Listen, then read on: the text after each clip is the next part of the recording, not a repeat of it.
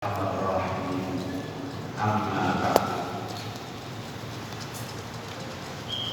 Ma'asyiral muslimin wal muslimat, hadirin wal hadirat, jamaah maghrib Masjid Ar-Rahman rahimahullah. Kita bersyukur bahwa malam ini kita ditakdirkan bisa melaksanakan sholat maghrib berjamaah. Mudah-mudahan sholat kita diterima oleh Allah. Amin. Dapat menghapuskan dosa-dosa kita dan dapat membuka pintu berkah dan rahmat Allah dalam hidup kita. Amin. Semoga dengan berkah sholat berjamaah ini kita semua benar-benar diberikan sehat walafiat. Yang punya urusan semoga dimudahkan urusannya. Punya hajat semoga dikabulkan hajatnya. Amin. Tambah umur, tambah istiqomah ibadahnya. Amin. Dan kapanpun kita menghadap kepada Allah benar-benar membawa husnul. Amin. Amin. Amin.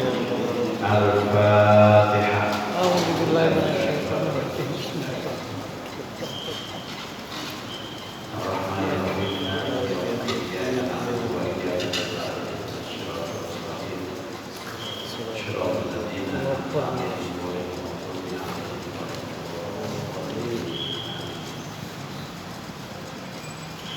Kita akan melanjutkan kajian sirah nabawiyah yang sampai sekarang ada tema perang Tabuk. Perang Tabuk ini adalah perang yang terakhir yang terjadi semasa Rasulullah SAW tahun 9 Hijriah. Jadi perang Tabuk itu perang yang terjadi tahun 9 Hijriah. Rasulullah wafat tahun 10 Hijriah. Setahun sebelum Rasulullah wafat. Ini perang terakhir. Perang melawan negara Romawi. Adapun perang yang pertama adalah perang apa? Perang Badar, terjadi tahun 2 Hijriah. Tahun 2 Hijriah. Terus yang kedua, perang Uhud, terjadi pada tahun 3 Hijriah. Terus perang Khandaq atau perang Ahzab terjadi pada 6 Hijriah. Terus apalagi perang yang besar tapi tidak diikuti oleh Rasulullah. Pasukan Muslim melawan pasukan Romawi, sama dengan perang Tabuk. Perang Mu'tah. Kemudian pasukan Muslim melawan pasukan munafik dalam perang Khaybar. Terus pada waktu Rasulullah SAW menuju ke Mekah itu sempat perang namanya perang Hunain. Perang apa? Perang Hunain. Jadi perang besar yang terjadi pada zaman Rasulullah. Perang Badar, perang Uhud, perang Khandaq atau perang Ahzab, perang Mu'tah, perang Khaybar, dan yang terakhir ini adalah perang Tabuk. Dari namanya saja kelihatan ini satu daerah di Madinah. Ke selatan itu kira-kira perjalanan ya sehari ke Tabuk. Jarang orang sana ya. Kalau sekarang jamaah umroh itu ke Badar itu sering, tapi saya belum pernah ke Bukit Badar, di mana bukit-bukit itu banyak menjadi saksi. Sekarang jamaah umroh banyak diajak ke Badar, memang nggak terlalu jauh, tapi nggak ada apa-apanya, nggak ada yang bersejarah, nggak ada yang menilai ibadah. Beda dengan perang Uhud. dengan gunung Uhud. Kalau gunung Uhud itu ada nilai ibadahnya. Nilai ibadah itu adalah bahwa tempat ini dinas oleh Allah, bahwa siapa yang berkunjung ke tempat itu akan mendapat pahala. Tapi kalau Badar enggak. Badar itu paling banyak kuburannya orang-orang musyrik. Kalau perang Uhud banyak sekali orang-orang muslim dan syuhada Uhud juga gugur di sana. Siapa? Sayyidina Hamzah. Bahkan Rasulullah SAW menamakan Uhud itu sebagai gunung surga. Gunung surga. Al-Uhud jibalun min jibalil jannah. Man ra'a fil dunya ra'ahu fil jannah. Siapa yang melihat Uhud di dunia, dia bakal melihatnya di surga. Ya Allah. Tapi jangan salah, itu gunung itu kan ada gunung yang kecil, ada gunung yang merah-merah itu ya. Yang Uhud itu yang merah-merah, yang berkeliling itu. Kalau yang kecil itu gunung rumah, gunung para pemanah, di mana Rasulullah menyuruh kepada para pemanah untuk bertahan di situ. Nah, perang Tabuk ini perang yang terjadi terakhir di masa Rasulullah. Karena setelah perang ini Rasulullah wafat. Perang penaklukan Mekah merupakan perang yang memisahkan antara hak dan yang batil. Jadi perang Tabuk Mekah itu adalah perang untuk menaklukkan antara hak dan yang batil. Itu orang Muslim memang melawan orang musyrik Mekah, karena mereka menaklukkan kota Mekah. Sesudah itu tidak ada tempat untuk meragukan dan menyaksikan risalah Muhammad sallallahu alaihi wasallam di seluruh jazirah Mekah, jazirah. Banyak orang-orang yang masuk Islam, orang Mekah yang masuk Islam. Ya. Oleh karena itu perjalanan bisa berubah total setelah itu, dan semua manusia masuk ke dalam agama Allah secara berpondok-pondok. Waraitan nasa yadkhuluna fi dinillahi afwaja. Dan kamu melihat orang berbondong-bondong masuk Islam. Ayat itu yang paling menggembirakan orang Islam itu surat apa? Surat An-Nasr. Idza jaa nasrullahi wal fath wa ra'aitan nasa yadkhuluna fi dinillahi afwaja fasabbih bihamdi rabbika wastaghfirhu innahu kana tawwaba. Kamu melihat orang-orang berbondong-bondong masuk Islam, fasabbih, tasbihlah kepada Allah dan memujilah kepadanya, wastaghfirhu innahu kana tawwaba.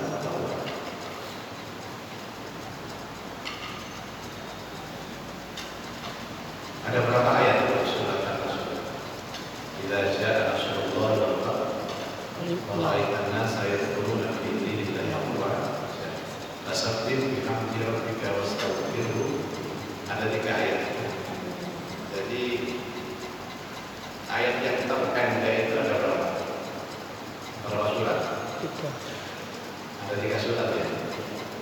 Yang paling super pendek surat apa? Inna a'tainakal kautsar fasholli li rabbika wanhar inna syani'aka huwal abtar. Terus apa lagi?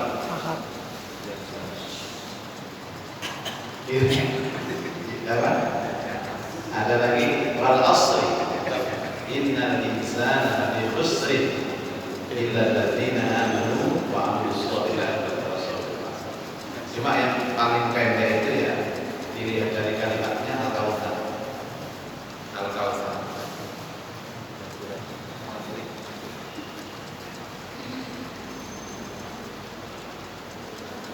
Kemudian yang paling panjang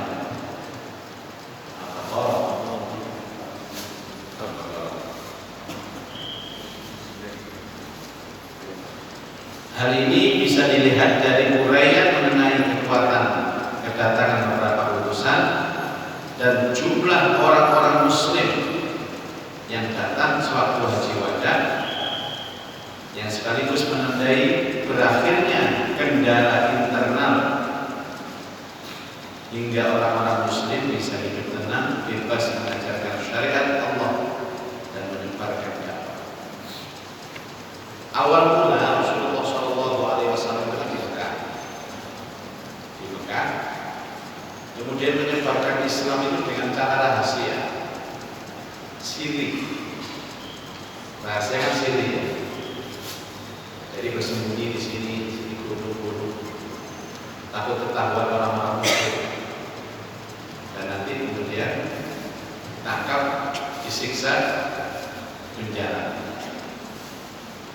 Kemudian setelah Umar bin Khattab dan Hamzah masuk Islam, itu mulai Nabi Shallallahu Alaihi Wasallam menyebarkan Islam dengan jahri. Apa jahri? Dengan terang-terang, mengenalkan Islam, iki Islam,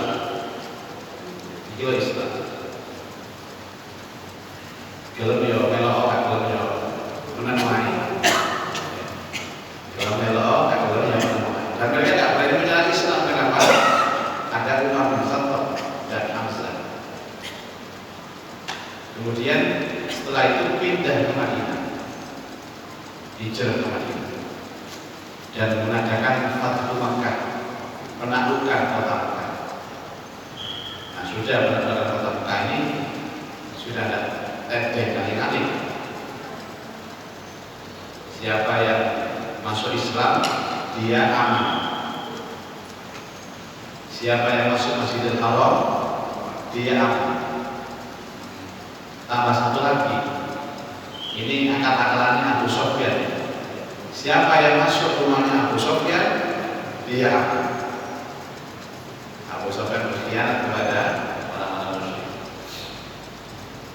Nah, di situ orang-orang Mekah diberi pilihan, yang masuk Islam aman, yang masuk Masjidil Haram aman, dan yang masuk rumahnya Abu Sufyan aman. Tapi orang-orang berbondong-bondong untuk masuk Islam, berbondong-bondong untuk masuk Islam.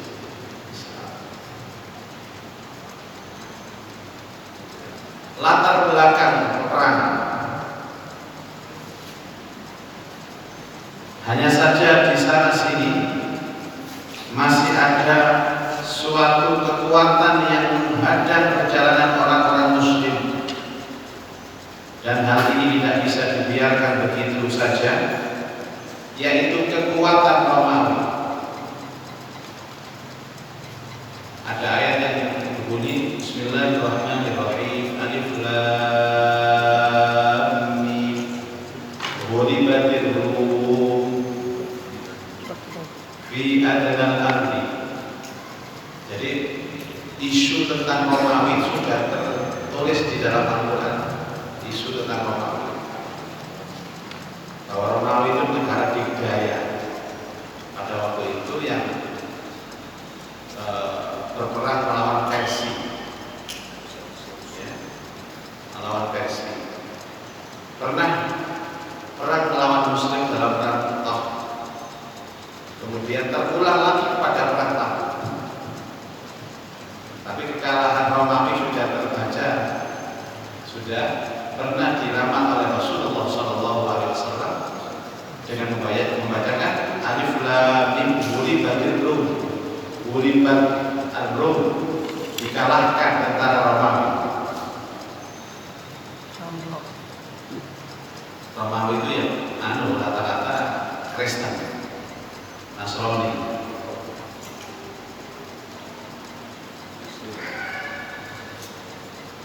Kekuatan militer yang besar di muka bumi pada zaman itu, pada zamannya, ya Romawi ini kekuatan dan persenjataan yang super lengkap.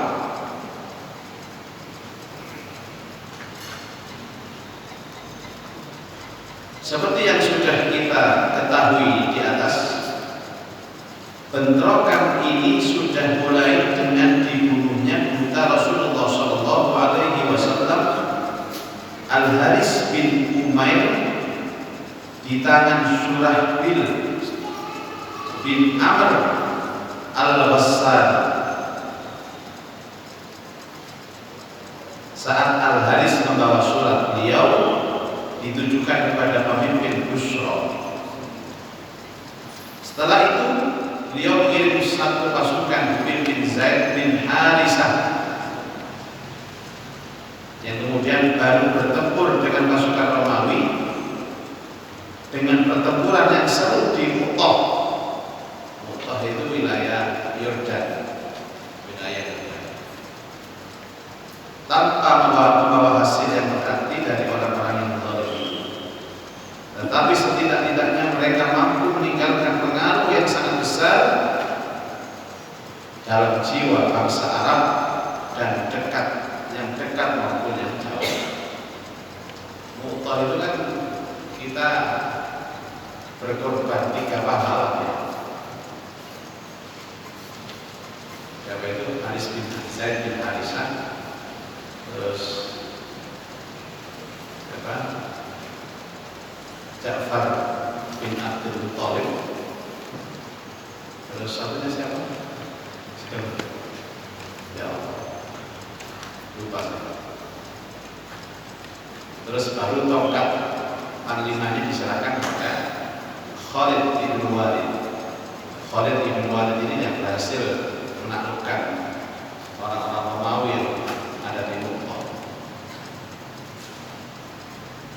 Tapi gak kalah orang Romawi, podo seimbang, impas 0-0. Kaum muslimin juga banyak yang meninggal, orang-orang Romawi juga banyak yang meninggal. Jadi masih ada dendam antara keduanya, antara Kaisar Romawi dan juga kaum muslimin. Yang itu dua suwiwi yang terbang ke surga, juga Ja'far bin Abdul Thalib. Jadi Rasulullah itu memantau di Madinah, perangnya ada di dekat Syria, dekat Mu'tah. Kemudian Ja'far itu terpotong tangannya terpotong dua-duanya, dan langsung diterbangkan Allah ke surga. Dan Rasulullah melihat visual, diperlihatkan oleh malaikat Jibril, dan beliau kemudian memanggil istrinya Ja'far. Istrinya Ja'far dipanggil, wahai saudariku, lihatlah suamimu telah terbang ke surga. Walaupun suaminya meninggal, istrinya itu senang, Pak, senang. Alhamdulillah, suamiku meninggal ke surga, itu senang, bangga. Suaminya mati syahid itu bangga. Kalau suaminya pulang ke Madinah dalam keadaan sehat walafiat, wis gak apa-apa. Kau lihatnya mati kira-kira begitu.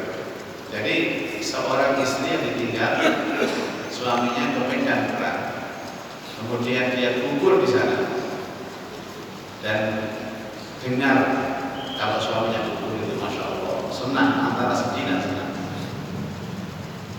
Kalau suaminya hidup, kan tidak ada HP, untuk memberitahu saya masih hidup, dilihat. Oh, suami syahid di bidang, alhamdulillah. Sudah lumayan, jatah surga itu sudah. Kalau yang masih sehat ya nggak terluka lagi, nggak terluka belas. Loh, mana itu perang kan? Apa paksa? Ya. Ya,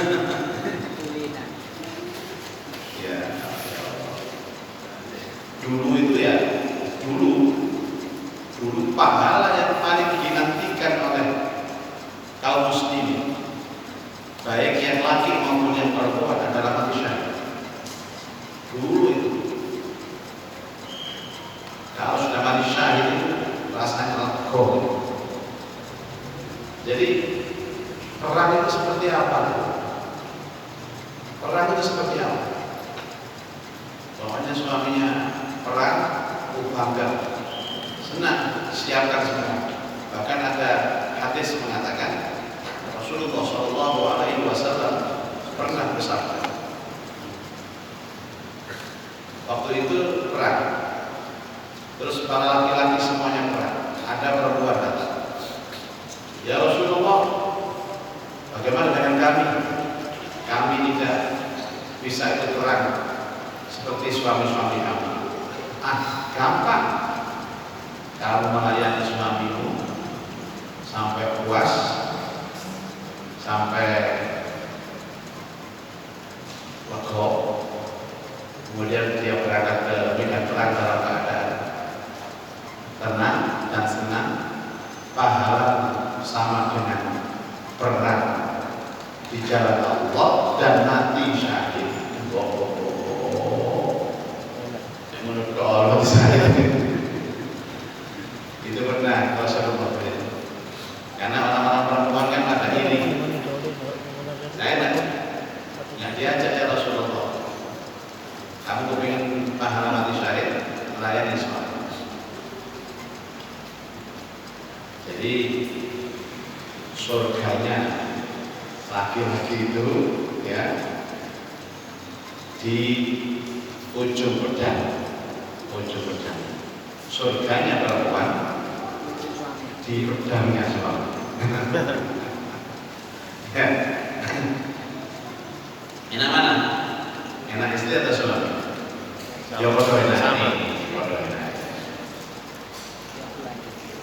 Ya. Qaisar juga tidak mengelak pengaruh yang sangat menguntungkan orang-orang muslim dari peperangan Mu'tah.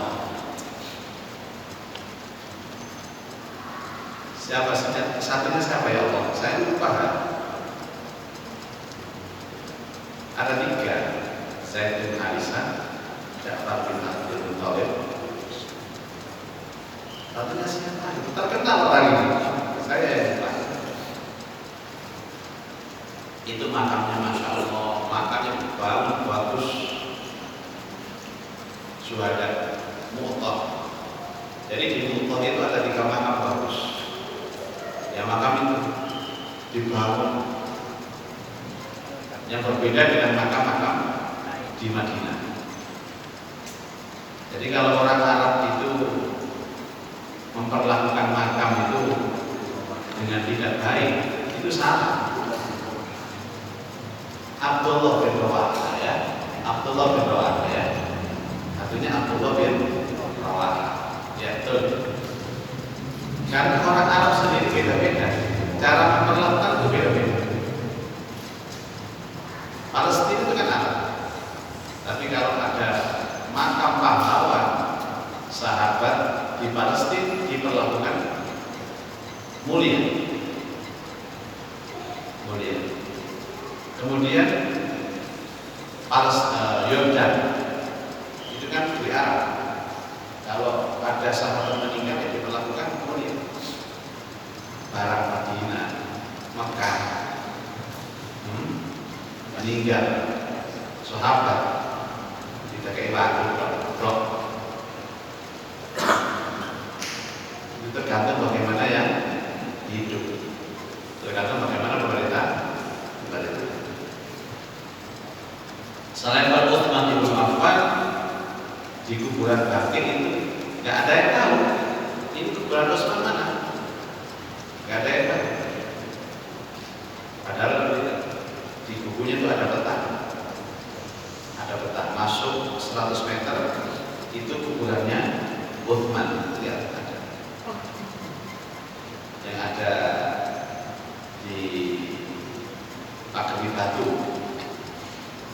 isinya cuma satu makam. Itu Utsman bin Affan hanya batu saja. Tapi Abdullah bin Rawahah, Ja'far bin Abdul Muttalib, makamnya ada di Mu'tah. Wah, jadi banget bagus. Masuk itu kayak gak ke makam, kayak di hotel. Kayak di hotel. Dan disediakan tempat berziarah. Suasana Mu'tah ya. Luar biasa. Lama-kelamaan hal ini membahayakan kekuasaan mereka terhadap wilayah-wilayah Arab. Maka tidak ada pilihan lain bagi pasukan Romawi kecuali menghancurkan kekuatan orang-orang Muslim sebelum kekuatan itu merembet dan berkembang menjadi besar serta menimbulkan keresahan di wilayah Arab dan perbatasan dengan wilayah kekuasaan Romawi. Jadi orang Romawi merasa khawatir, jangan-jangan orang Islam itu semakin berkembang. Dan memang berkembang. Sebenarnya kan sudah jelas di Al-Quran. Jadi ada yang pasti terjadi, ada yang pasti terjadi, ada yang belum tentu terjadi. Yang pasti terjadi sudah dinas oleh Allah di dalam Al-Quran. Seperti contoh Palestina dan Israel. Pada saatnya nanti nggak tahu tahun berapa orang Israel itu akan takut melihat orang Palestina. Orang Israel akan takut melihat orang Palestina. Dan mereka bersembunyi di batu, di pohon. Dan setiap persembunyian mereka tempat persembunyian itu ngomong, di sini ada orang Israel, di sini ada orang Israel. Ditutup. Jadi tidak ada mereka tempat bersembunyi di daerahnya, kecuali hanya satu. Apa itu? Pohon. Itu dinas dalam Al-Quran. Dalam hadis pun banyak. Makanya orang Israel sekarang itu berbondong-bondong menanam pohon borkot. Bahkan sekarang kalau kita ke sana itu ada satu area itu pohon borkot semua. Berarti kan mereka percaya kepada berita dari Nabi. Ya, itu kan berita dari Nabi bahwa hanya pohon borkot yang bisa menyelamatkan mereka. Mereka menanam pohon borkot. Itu yang dinas dalam hadis. Mereka akan lari terbirit-birit melihat orang Palestina. Tidak tahu Palestina yang mana ini. Orang Israel bersembunyi di tempat-tempat, di batu-batu, di gunung-gunung, di pohon-pohon, tapi semuanya konangan. Semuanya memberitahu, oh ini ada orang Israel, ada orang Israel, ada orang Israel. Kecuali satu yang aman bagi mereka, bersembunyi di balik pohon-pohon. Dan pohon-pohon itu seperti pohon. Kalau di sini apa ya? Beringin.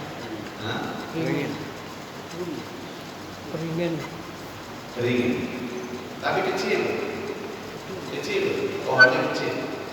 Jadi kalau orang bersembunyi itu, kalau dia jongkok bisa, itu bisa, tidak akan kelihatan. Terus ada yang dinas oleh Rasul bahwa ada danau Tiberias, yang mulai airnya surut. Terus ada pintu Lut namanya. itu semuanya berada di Palestina. Semuanya berada di Palestina. Pintu Lut itu adalah pintu istana Dajjal. Jadi Dajjal itu tiap zaman di sana, di Palestina.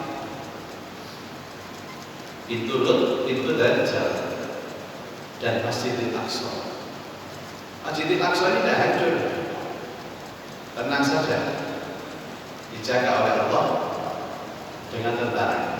Cara Allah menjaga, dia nggak tahu. Jadi konon dalam hadis itu,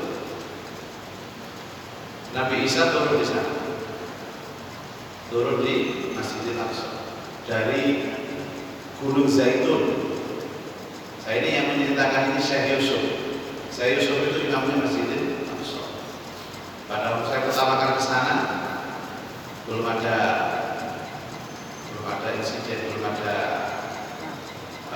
genosida politik. Itu masih berani cerita satu keliling Aqsa. Kita ikut. Itu Bukit Zaitun itu. Coba lihat tadi. Itu tempat turunnya Nabi Isa. Seret, terus jalan ke Masjidil Aqsa lewat Babur Rahmat. Ada pintu di Masjidil Aqsa namanya Babur Rahmat. Dan kemudian berjalan menuju ke masjid. Saat salat subuh, nah yang jadi imam adalah Imam Al-Mahdi.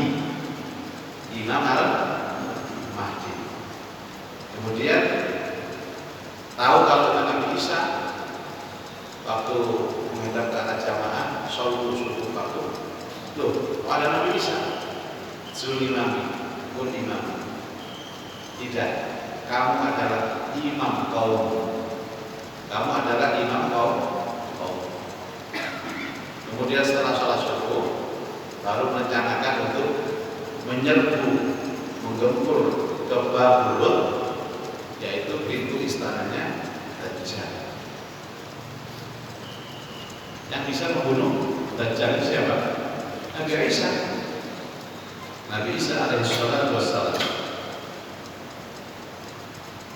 Nah kemudian kiamat itu sendiri, itu tanda-tandanya juga bermula dari sana. Bermula dari sana. Indonesia kebagian anunya sudah tanda-tanda sudah baru Indonesia.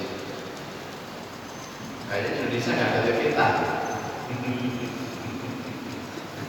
nggak ada peta. Itu yang dinas oleh Allah, dinas oleh Allah. Ya, itu pasti terjadi, pasti terjadi. La raiba fi, tidak ada keraguan di dalamnya. Itu pasti terjadi. Saya yakin, seyakin orang beriman wajib yakin. Kalau yang lain-lain itu ya bisa terjadi, bisa tidak. Makanya belum kiamat, masih ada rezeki, ada kekuatan, ada rezeki, berangkat ke Palestina sana. Tapi sekarang nggak boleh. Sekarang masih ditutup, visanya ditutup. Ke Masjidil Aqsa.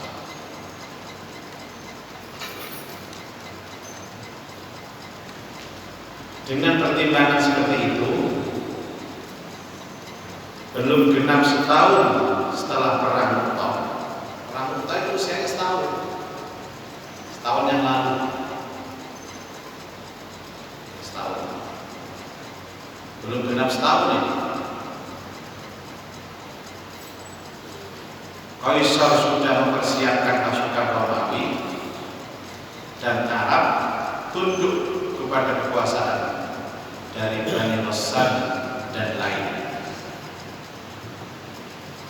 Mereka siap untuk terjun dalam kancah peperangan besar-besaran Ini pokoknya perang ini perang terakhir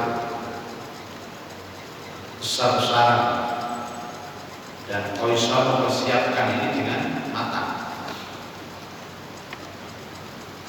Jadi Palestina sama Syria itu jejer. Palestina sama Syria itu jejer. Dan sebelum Islam ke sana itu yang berkuasa siapa? Romawi. Palestina itu sebelum dikuasai Islam adalah kekuasaan Romawi bertahan berapa tahun itu pasukan Romawi berkuasa di Palestina. Maka bangunan-bangunan di sana itu banyak bangunan Romawi, bangunan Kristen itu. Lalu pada waktu Khalifah Umar bin Khattab itu kemudian menaklukkan Palestina.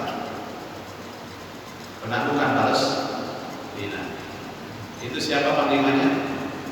Abu Ubadah bin Jarrah. Ya, yang waktu itu ada penyakit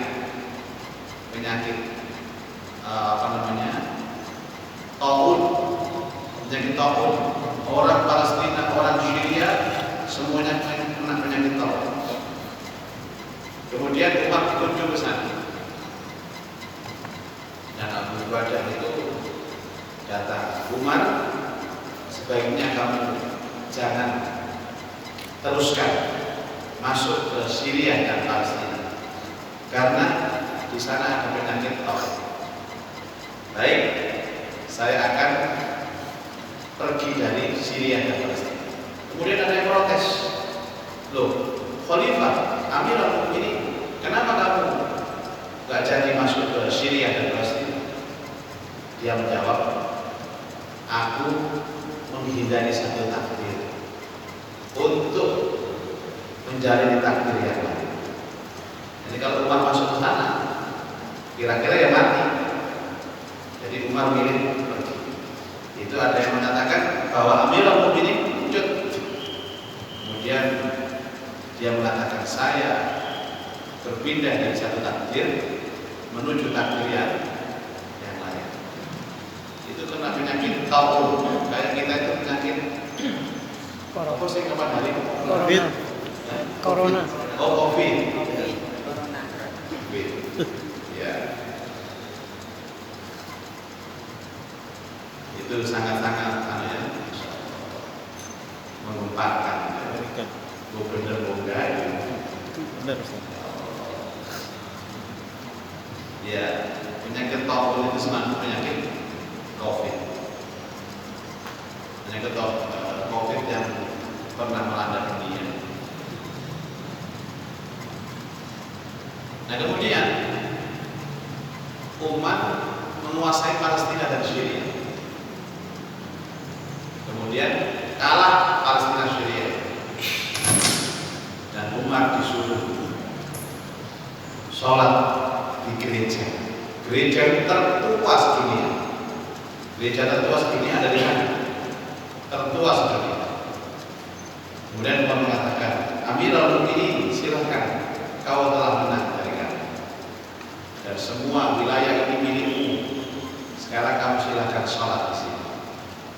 Umar menjawab dengan bijaknya, kalau aku sholat di gereja, besok gereja ini akan jadi masjid.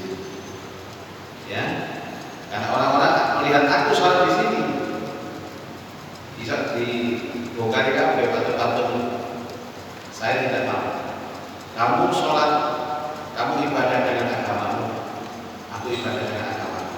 Silahkan, aku diberikan tanah kosong yang ada di samping samping gereja. Kemudian Umar dikasih lahan kosong untuk sholat di sana. Dan sekarang tempat sholatnya Umar bin Khattab itu jadi masjid. Namanya Masjid Umar bin Khattab, pas bersebelahan dengan gereja. Jadi gereja, masjid. Terus Terus ininya tembok ratapan. Ya Allah, benar-benar simbol tiga agama samawi yang berdampingan. Itu karena Islam, karena Islam. Yang nggak bentrok, nggak ada saling bunuh-membunuh.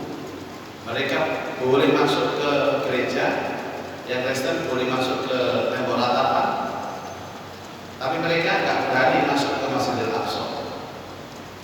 Nggak berani masuk ke Masjidil Aqsa. Nggak tahu.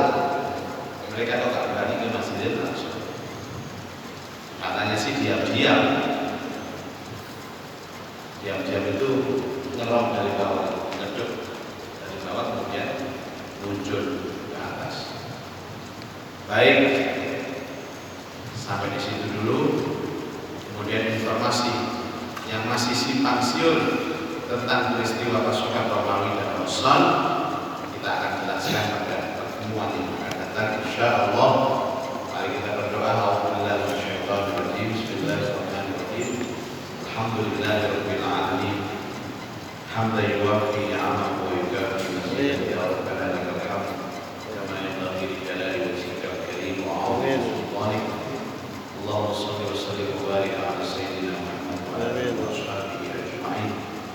Allahumma anfa'na bima 'allamtana wa 'allimna ma yanfa'una wa zidna ilman nafi'an.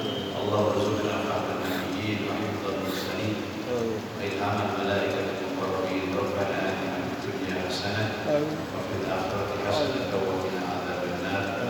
Sallallahu ala sayyidina Muhammad wa alihi wa sahbihi ajma'in. Walhamdulillahi rabbil alamin. Subhanakallahumma wa bihamdika asyhadu an la ilaha illa anta astaghfiruka wa atubu ilaik. Assalamualaikum warahmatullahi wabarakatuh. Waalaikumsalam warahmatullahi